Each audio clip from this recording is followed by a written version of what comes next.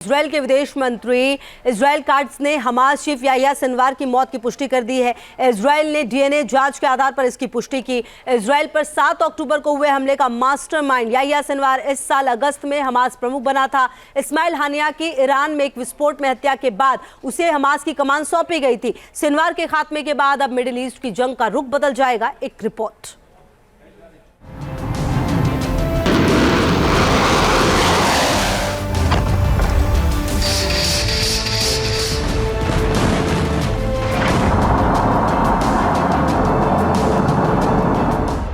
मारा गया Hamas chief Yahya Sinwar, खबर पक्की है। हमास टॉप लीडरशिप का खात्मा, अब किसका नंबर? बेंजामिन नेतन्याहू की कसम पूरी, खान यूनिस का कसाई खाक। अब ये साफ हो गया है कि इजराइल का सबसे बड़ा दुश्मन खाक में मिल चुका है। आईडीएफ ने 7 अक्टूबर 2023 का हिसाब हमास से चुकता कर दिया है। इस खबर के सामने आने के बाद ईरान और उसके दूसरे समर्थित गुटों में मातम मन रहा है, जबकि इजराइल में जश्न का माहौल है। पटाखे फोड़े जा रहे हैं। इजरायली सेना ने अपनी सबसे बड़ी कसम पूरी कर ली है। वो कसम थी 7 अक्टूबर के दोषियों का खात्मा। याह्या सिनवार अब मारा जा चुका है, जो 7 अक्टूबर के हमले का मास्टरमाइंड था। इस खबर ने पूरी दुनिया का ध्यान अपने ऊपर खींचा है। सबसे पहले आप वो तस्वीरें देखिए जो पूरी दुनिया में वायरल हो रही है। हम इस तस्वीर में चेहरे को नहीं दिखा सकते, लेकिन इस तस्वीर को अगर आप ध्यान से देखेंगे तो जो दो चीजें सिनवार के आइडेंटिफिकेशन में मदद करती हैं, वो है उसके चेहरे का स्ट्रक्चर और दूसरा उसका आगे वाला टूटा हुआ दांत। तस्वीर को देखकर पहले ही ये शक हो गया था कि ये सिनवार है। इजरायली सेना के एयर स्ट्राइक के बाद गाजा वॉर फ्रंट से हमास आतंकवादियों के मारे जाने की कुछ तस्वीरें सामने आई थी। आईडीएफ ने बताया था कि उसने सटीक हमले में हमास के 3 लड़ाकों को मार गिराया था, लेकिन उनमें से एक के बारे में कहा गया कि वो याह्या सिनवार हो सकता है। आप अपने टेलीविजन स्क्रीन पर उसी शख्स की मलबे में दबी तस्वीर देख रहे हैं। ठीक बगल में हम याह्या सिनवार की ओरिजिनल तस्वीर भी आपको दिखा रहे हैं। तब आईडीएफ ने सिनवार के मारे जाने की पुष्टि नहीं की थी।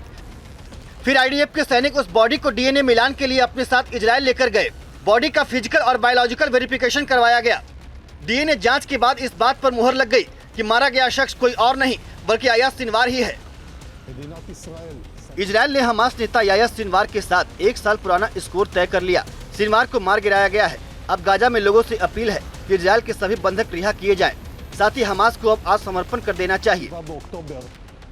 यकीन जानिए, सिनवार का मारा जाना हमास के लिए, हिजबुल्लाह के लिए, हुती के लिए, यहाँ तक कि खुद ईरान के लिए बहुत बड़ा झटका है। 7 अक्टूबर के हमले के बाद से याह्या सिनवार इजराइल के रडार पर था। कुछ दिन पहले ये खबर सामने आई थी कि गाजा में इजरायली सेना को याह्या सिनवार की सटीक लोकेशन मिल गई है।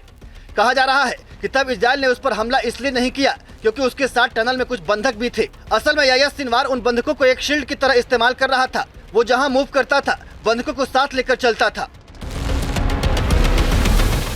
लेकिन इस बार गाजा में हमले के वक्त इजराइल को यह इनपुट मिले कि याह्या सिनवार एक बिल्डिंग में सिर्फ अपने कुछ लड़ाकों के साथ मौजूद है और वहाँ कोई बंधक नहीं है। ये खबर जैसे ही इजराइल को मिली, उसने फौरन एक्शन लिया, सटीक हमला किया, सिनवार का द एंड कर दिया।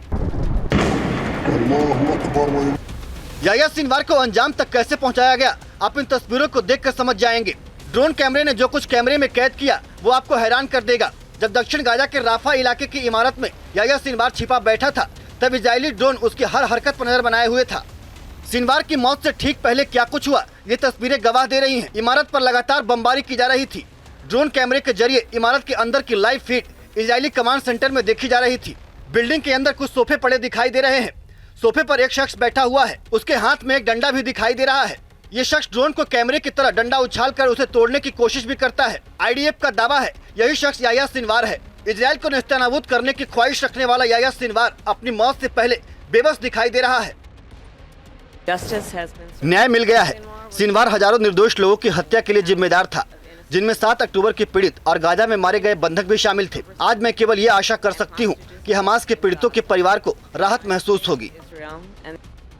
याह्या सिनवार का मारा जाना नेतन्याहू के लिए डबल बदला है। इजराइल ने सिनवार को 3 बार गिरफ्तार किया था, करीब 24 साल जेल में बिता चुका था।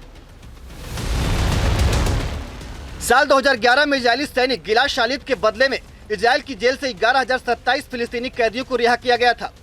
उन्हीं कैदियों में याह्या सिनवार भी शामिल था। उस वक्त भी इजराइल के प्रधानमंत्री बेंजामिन नेतन्याहू ही थे। याह्या सिनवार उसी वक्त से इजराइल के प्राइम टारगेट पर था और जब पिछले 7 अक्टूबर को उसने इजराइल में घुसकर नरसंहार किया, इजरायली नागरिकों को बंधक बनाया, शनिवार को लग रहा था कि वो अपनी रणनीति में कामयाब हो जाएगा। पिछली बार एक के बदले 1000 से ज्यादा लोगों को रिहा करवाया गया था। इस बार 250 लोगों के बदले और ज्यादा हमास आतंकवादियों को छुड़वाने का प्लान था, लेकिन इस बार बेंजामिन नेतन्याहू ने इंतकाम ले लिया। Team news nation. News nation अब व्हाट्सएप पर खबरों के ताजा अपडेट के लिए न्यूज नेशन के इस QR कोड को स्कैन करें।